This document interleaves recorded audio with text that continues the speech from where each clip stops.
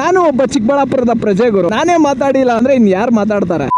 ಇತ್ತೀಚೆಗೆ ನಮ್ಮ ಚಿಕ್ಕಬಳ್ಳಾಪುರದಲ್ಲಿ ಒಂದು ಬಂದ್ ನಡೀತು. ಏನ್ರ ಬಗ್ಗೆ ಅಂತ ಕೇಳಿದ್ರೆ, ನಮ್ಮ ಚಿಕ್ಕಬಳ್ಳಾಪುರಕ್ಕೆ ಬೆಂಗಳೂರಿಂದ ನೀರ್ ಏನ್ ಬರ್ತಾ ಇತ್ತು ಅದು 2ನೇ ಹಂತದಿಂದ 3ನೇ ಹಂತದ ಶುದ್ಧೀಕರಣ ಬೇಕು ಅಂತ ಹೇಳಿ ಈ ಬಂಧನ ಮಾಡಿರುವಂತದ್ದು. ಧರಣಿ ನಡೀತು, ರ್ಯಾಲಿ ನಡೀತು, ಹೋರಾಟ ನಡೀತು, ಮತ್ತೊಂದು ಎಲ್ಲಾನು ನಡೀತು. ಕೊನೆಗೆ ಅದ್ರ ಇಂಪ್ಯಾಕ್ಟ್ ಅಂತೂ ಎಲ್ಲಿ ತಲುಪಬೇಕು ಅಲ್ಲಿ ಹೋಗಿ ತಲುಪಲೇ ಇಲ್ಲ. ಏನೋ ಒಂದಿನಕ್ಕೋಸ್ಕರ ಮಾಡ್ದಂಗಿತ್ತು ಆ ಬಂದು.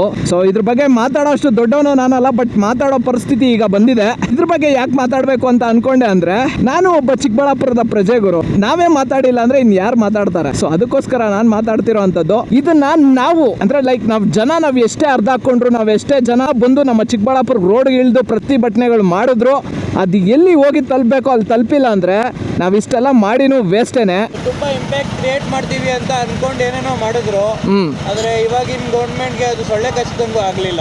ಎಕ್ಸಾಕ್ಟ್ಲಿ. ಅಂದ್ರೆ ನಮ್ಮ ಕರ್ನಾಟಕದ ಸರ್ಕಾರಕ್ಕೆ ಸೊಳ್ಳೆ ಕಚ್ಚದಂಗ್ ಕೂಡ ಆಗಿಲ್ಲ. ಎಷ್ಟೇ ಲಕ್ಷ ಜನ ರೋಡ್ಗಿಳ್ದು ಪ್ರತಿಭಟನೆಗಳು ಮಾಡಿದ್ರು ಅದು ಏನೂ ಆಗಲ್ಲ ಗುರು. ಯಾಕಂದ್ರೆ ಇದು ನಮ್ಮ ಇಂಡಿಯಾ ಗುರು. ನಾವು ಅನ್ಕೊಂಡಿರೋದು, ನಾವು ಮಾಡ್ಬೇಕು ಅನ್ಕೊಂಡಿರೋದು, ನಮಗೆ ಬೇಕಾಗಿರೋ ಅಂಥದ್ದು ಯಾವುದೂ ಸಿಗಲ್ಲ. ಇದಂತೂ ಟ್ರೂ ಫ್ಯಾಕ್ಟ್ ಆಫ್ ಇಂಡಿಯಾ.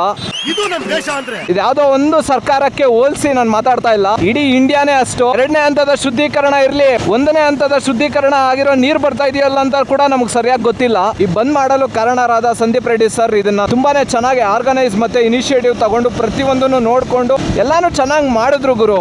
ಯಾವುದೇ ಪೊಲಿಟಿಕಲ್ ಇಂಟೆಂಟ್ ಇಟ್ಕೊಳ್ದೆ ಮಾಡಿದಂತಹ ಕಾರ್ಯ ಝೀರೋ ಇಂಪ್ಯಾಕ್ಟ್ ಕ್ರಿಯೇಟ್ ಮಾಡ್ತು ಅಂತಾನೆ ಹೇಳ್ತೀನಿ. ಪ್ರತಿಯೊಂದಕ್ಕೂ ನಾವು ಟ್ಯಾಕ್ಸ್ ಕಟ್ತೀವಿ ಗುರು, ಆದ್ರೆ ನಮ್ಗೆ ಸರಿಯಾದ ನೀರ್ ಸಿಗ್ತಾ ಇಲ್ಲ, ತಿನ್ನೋದಕ್ಕೆ ಸರಿಯಾದ ಆಹಾರ ಸಿಗ್ತಾ ಇಲ್ಲ, ರೋಡ್ ಸರಿ ಇಲ್ಲ. ನೋಡಿ ಎಷ್ಟೆಷ್ಟು ದೊಡ್ಡ ಪ್ಯಾಥೋಲ್ಸ್ ಇದೆ.